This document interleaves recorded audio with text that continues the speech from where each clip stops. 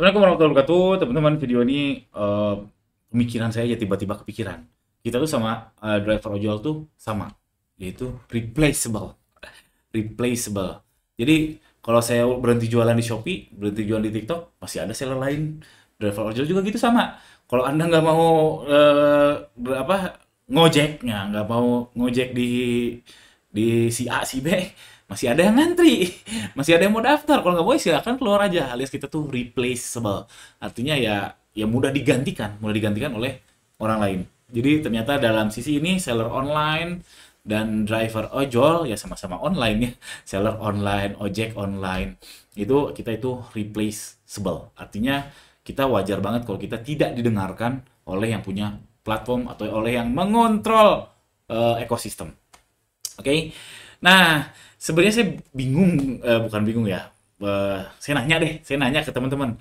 Kita terhadap Shopee TikTok itu statusnya apa sih seller tuh ya? Statusnya tuh ya seller memang. Apakah lebih ke seperti partner atau karyawan? Kita tuh jangan-jangan kita tuh karyawan Shopee atau TikTok atau mitra atau apa? Karena kita kan nggak punya bergen ya. Kita nggak punya bergen. Saya ingat dulu waktu saya mahasiswa ada namanya MWA, Majelis Wali Amanat. Ada MWAWM, Majelis Wali Amanat Wakil Mahasiswa.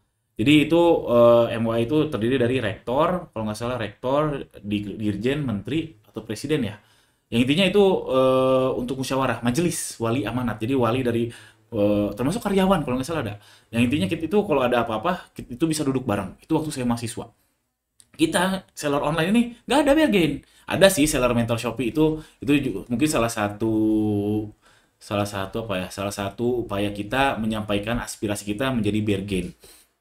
Elementor Shopee ya dia apa? Nampung aspirasi itu sepertinya salah satu bargain.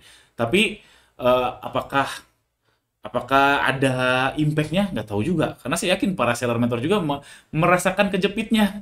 Mereka yang dekat dengan ininya, dekat dengan si yang ring satunya Shopee atau TikTok ya, mungkin juga udah menyampaikan tapi nggak ada yang berubah tuh mungkin karena sama-sama kejepit. Seller mentor kejepit, kita juga kejepit, sama-sama kejepit dari sisi kebijakan ya, mulai dari kirim harus kurang dari 24 jam, apalagi bom COD, pengembalian lebih condong ke pembeli ya di awal kalau kita nggak banding dan seterusnya. Sampai lagi ke tadi, kita seller online ini di mata Shopee TikTok itu replaceable. Satu tewas, masih ada yang lain datang. Satu berhenti, masih ada yang lain datang. Jadi Shopee TikTok tuh nggak takut sama kita. Kita nyaris nggak ada bergen, walaupun sudah ada corongnya tadi ya. Kalau di Shopee ada seller mentor shopping, atau kalau TikTok ada nggak seller mentor TikTok sebagai corong bergen position atau daya tawar. Oh sorry, bahasa bahasa benernya itu daya tawar kita supaya didengar oleh si yang punya ekosistem si Shopee atau TikTok.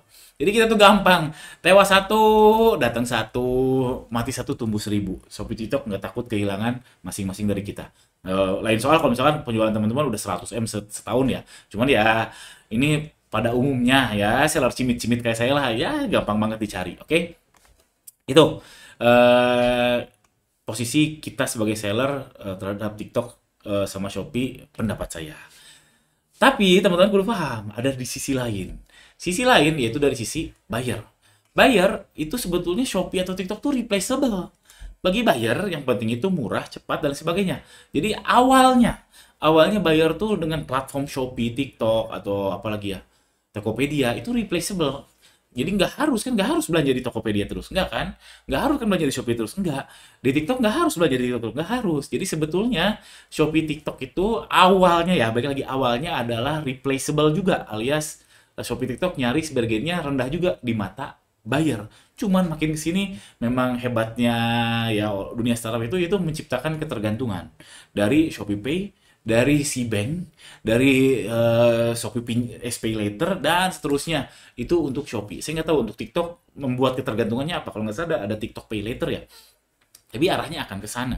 Arahnya akan ke sana, membuat ketergantungan sehingga si buyer tidak melihat Shopee sama TikTok ini tidak melihatnya tidak replaceable, alias ya harus sama Shopee TikTok ketergantungan. Itulah wajar kenapa buyer itu selalu diutamakan oleh si platform. Jadi selalu seller itu di bawah, prioritasnya di bawah oleh buyer karena sangat wajar sekali. Ya tadi, coba teman-teman berpikir objektif karena dari sisi buyer awalnya Shopee TikTok itu replaceable. Ya nggak? Tapi kalau dari sisi seller, kacamata seller, kita tuh selalu replaceable. Karena gampang banget nyari seller. Apalagi kalau misalkan dibuka corong dari mainland Cina. Oh udah tewas semua. Tewas semua, mau gimana lagi. Produk Cina tuh udah murah, bagus. Ya itu ya, murah, bagus. Jadi poinnya, video ini poinnya adalah wajar banget ini ya. Poinnya adalah wajar banget eh, kita tuh ketekan seller, ketekan terus dibanding buyer di mata platform. Ya begitu.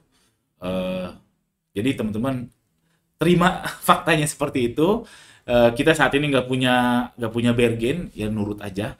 Dan balik lagi sebetulnya ke mentalnya teman-teman. Teman-teman sebenarnya kalau punya mental bisnis nggak harus takut sih, nggak harus takut Shopee TikToknya out atau nggak jualan di Shopee TikTok sama sekali, harusnya nggak harus takut. Punya mental bisnis sama satu lagi punya teman.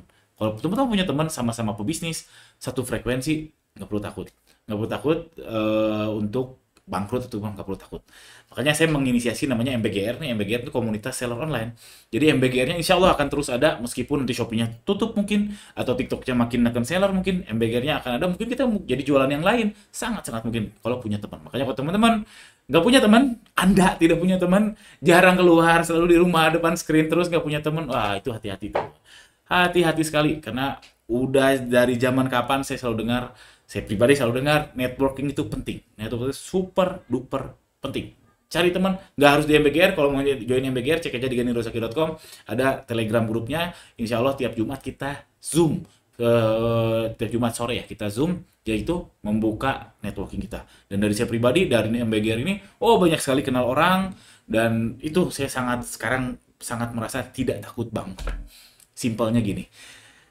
Kalau jualan saya hancur banget, terlilit utang, saya simpelnya ketok aja salah satu member MBGR. Ini member gratis ya, bukan bukan yang berbayar. Ketok aja, tolong dong minta pekerjaan. Simpelnya gitu. Masa sih dari sekarang anggota Telegramnya ada 3.000 kalau nggak salah. Yang aktif Zoom ya 50-an orang lah tiap Jumat. Masa sih dari 50 nggak ada yang terketuk hatinya kalau saya mengemis pekerjaan? Saya yakin nggak. Begitu juga sebaliknya. Insya Allah. Kalau punya teman nggak perlu takut, dan tentu punya Allah ya. Punya Allah nggak perlu takut.